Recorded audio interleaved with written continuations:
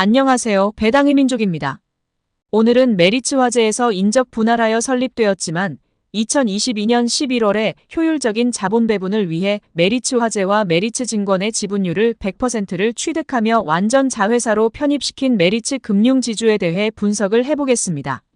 최근 메리츠 금융지주는 2025년까지 현금 배당과 자사주 매입을 통해 50%가 넘는 주주 환원율을 유지하고 2026년부터는 내부 투자 수익률과 현금 배당 수익률, 자사주 매입 수익률 등 세 가지 수익률을 비교한 뒤 주주가치 제고에 최적인 자본 배치를 추진하겠다고 밝힌 바 있습니다. 메리츠 금융지주는 기업 밸류업 프로그램 추진이 되기 전부터도 이미 주주 환원율 50%를 넘기는 주주 환원 정책으로 시장으로부터 신뢰를 받아온 모습이었습니다. 이전에도 주주 친화적인 기업으로 유명하였지만 국내 금융지주 중 처음으로 중장기 기업가치 제고 계획을 공시하면서 코리아 디스카운트 해소의 선봉장 역할을 하고 있다는 평가를 받고 있습니다. 또한 국내 증시는 대기업들의 쪼개기 상장으로 인해 개인 투자자들의 피해가 속출되는 모습을 보였지만 메리츠 금융지주는 2022년에 상장사를 하나로 합치는 모습을 보이며 주주 환원에 미친 기업이라는 평가도 받고 있습니다. 2021년부터 2023년까지 누적 주주 수익률이라고 부르는 TSR이 국내 지주 기업들은 15%이고 국내 보험사들은 23%를 보이고 있지만 메리츠 금융지주는 85%를 보이고 있어서 월등히 높은 것으로 나타나고 있습니다. 과거부터 적극적인 주주 환원 정책을 펼치고 있지만 앞으로 실적이 감소한다거나 사업의 안정성이 떨어질 경우 주주 친화적인 모습을 보이지 못할 수도 있으니 오늘은 메리츠 금융지주의 실적 및 컨센서스를 확인하며 분석을 해보겠습니다. 우선 메리츠 금융지주의 기본적인 내용을 확인해 보겠습니다. 메리츠 금융지주는 시가총액 15조 원이 넘는 모습이고 코스피 23위에 위치한 모습입니다. 52주 최고 주가는 88,300원이고 최저 주가는 45,100원입니다. 최고 주가 대비 약 7% 정도 하락한 모습을 보이고 있고 최저 주가 대비 81%가 넘게 상승한 모습을 보이고 있습니다. 2023년에는 한 주당 2,360원의 배당금을 지급한 바 있는데 2024년에도 동일한 배당금을 지급한다고 가정하면 2.88%의 배당 수익률을 기대할 수 있는 모습입니다. 배당 수익률은 3%도 되지 않기 때문에 매력적이지 않을 수 있으나 지난 3월에 870만 주의 자사주를 소각했고 4월에도 395만 주의 자사주를 소각하며 주주 친화적인 모습을 보인 바 있습니다.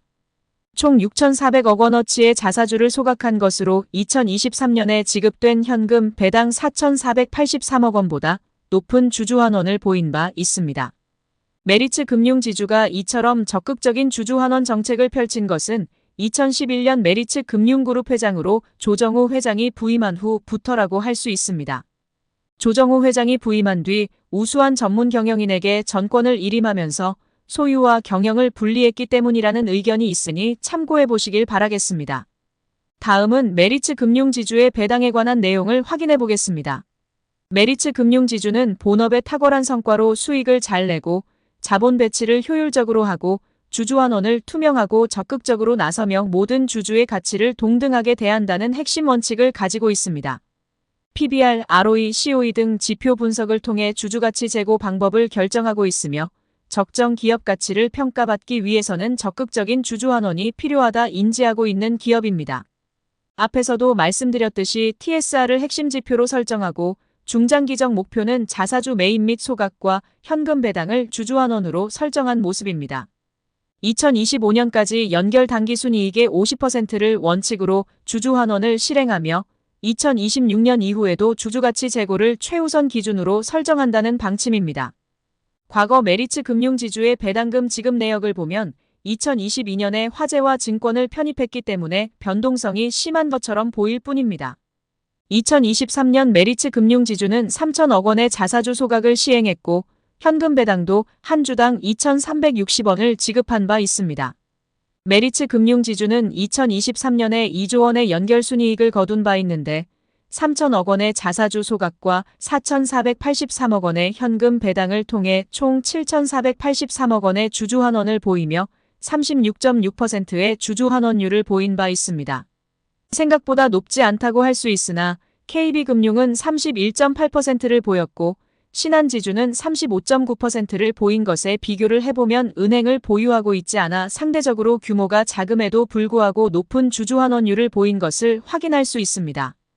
2024년 메리츠 금융지주의 현금 배당은 한 주당 2,360원이 예상되고 있지만 추가적인 자사주 소각은 없을 수도 있다는 생각입니다. 이미 2024년 3월에 6,400억 원의 자사주 소각을 보였고 현금 배당을 더한다면 이미 50%의 주주환원율을 달성한 모습이라 추가적인 소각은 없을 것으로 예상됩니다. 다음은 메리츠 금융지주의 과거 실적을 확인해 보겠습니다.